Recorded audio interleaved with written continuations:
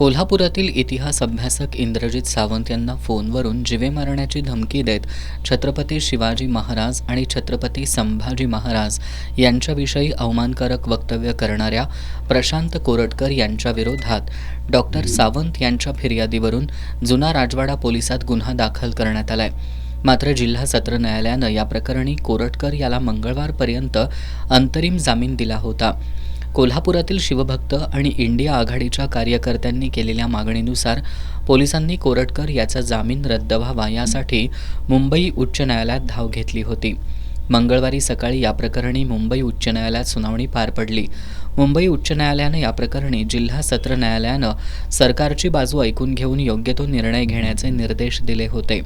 मंगळवारी दुपारी कोल्हापुरातील जिल्हा सत्र न्यायालयात कोरटकर यांच्या अंतरिम जामिनाची मुदत संपल्यानंतर जिल्हा सत्र न्यायाधीश डी.व्ही. कश्यप यांच्यासमोर सुनावणी झाली। सरकार पक्षाच्या वतीनं ॲडव्होकेट विवेक शुक्ल यांनी प्रत्यक्ष उपस्थित राहून तर ॲडव्होकेट असीम सरोदे यांनी दूरदृश्य प्रणालीद्वारे युक्तिवाद केला होता। कोरटकर यानं मोबाईलमधील डेटा डिलीट करून मोबाईल पोलिसांकडे जमा केलाय, त्यामुळे कोरटकर याला न्यायालयात प्रत्यक्ष हजर करण्यात यावं अशी मागणी सरकारी वकील विवेक शुक्ल आणि असीम सरोदे यांनी लावून धरली होती। तर कोरटकरचे वकील सौरभ झाड यांनी मोबाईलमधील डाटा डिलीट केला असेल तर त्याचा CDR तपासून पाहावा, आम्ही तपासात सहकार्य करत आहोत। कोरटकर यांच्या जीविताला धोका असल्यामुळं न्यायालयात प्रत्यक्ष हजर करता येणार नाही असं सांगितलं। जिल्हा सत्र न्यायाधीश डी.व्ही. कश्यप यांनी प्रशांत कोरटकर याला न्यायालयात प्रत्यक्ष हजर राहायचं की नाही या संदर्भातला निर्णय बुधवारी देण्यात येईल असं सांगितलं होतं। दरम्यान आज बुधवारी यावर पुन्हा सुनावणी झाली असून आता पुढील सुनावणी 17 मार्चला होणार आहे। आजच्या सुनावणी दरम्यान जुना राजवाडा पोलीस ठाण्याचे निरीक्षक संजीव झाडे यांनी कोरटकरला न्यायालयासमोर हजर ठेवण्यात यावं असा अर्ज दाखल केला होता। मात्र न्यायालयानं आज कोरटकरनं प्रत्यक्ष न्यायालयात उपस्थित राहण्याची आवश्यकता नसल्याचं सांगितलं। सुनावणीनंतर माध्यमांशी बोलताना सरकारी वकील ॲडव्होकेट विवेक शुक्ल यांनी 17 मार्चच्या सुनावणीवेळी जामीन अर्जावर निर्णय होईल असं सांगितलं। प्रशांत कोरटकर याला हजर ठेवावं, कारण त्याला अंतरिम जामीन दिलेला आहे म्हणून आपण पोलीस प्रशासनाच्या वतीनं अर्ज दिलेला होता।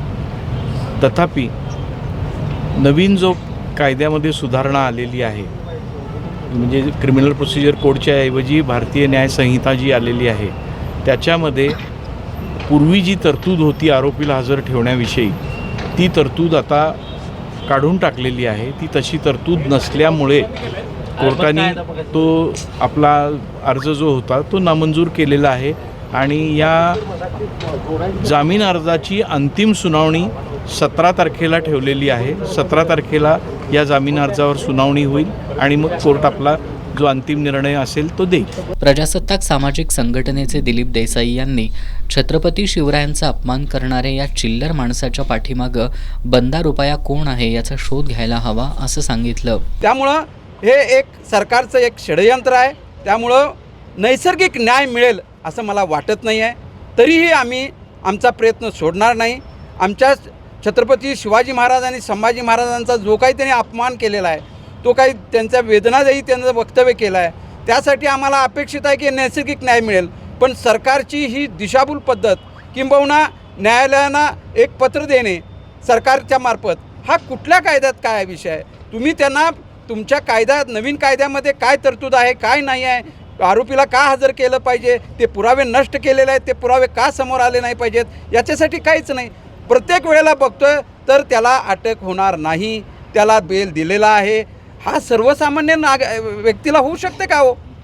कुठल्याही परिस्थितीत साधा काही गुन्हा झाला तर ताबडतोब त्याला जेलमध्ये टाकलं जातं आणि या बाबतीत इतका मोठा छत्रपती शिवरायांचा अपमान करून सुद्धा या चिल्लर माणसासाठी मागे बंदा रुपया कोण आहे हा शोधण्याचा एक विशेष मार्ग मानला। या सुनावणीवेळी जुना राजवाडा पोलीस ठाण्याचे निरीक्षक संजीव झाडे, हर्षल सुर्वे, दिलीप देसाई आणि शिवप्रेमी उपस्थित होते।